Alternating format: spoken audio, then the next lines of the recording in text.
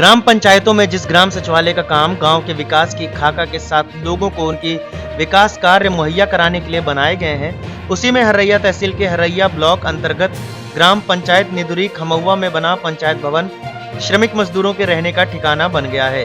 बता दें कि मजदूर ठेकेदार के अंडर में वाटर पाइप कार्यों के लिए आए हैं, जिस पर प्रधान ने इनको ठिकाने के लिए लगभग 1 महीने से सरकारी ग्राम पंचायत के भवन में ठिकाना बना दिया।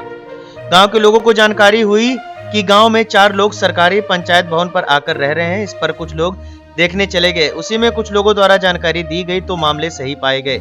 इस पर प्रधान ने कुछ भी कहने से इनकार कर दिया।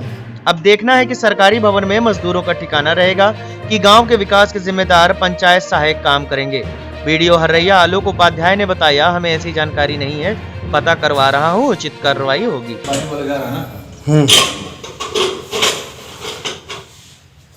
किसके रहने पे आग कहने पे आया है यहाँ पे? अब तो ये करेंगे तो बताएंगे। हाँ, हम लोग तो अभी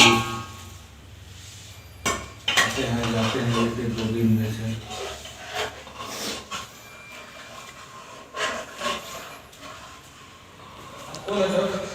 बताते हैं।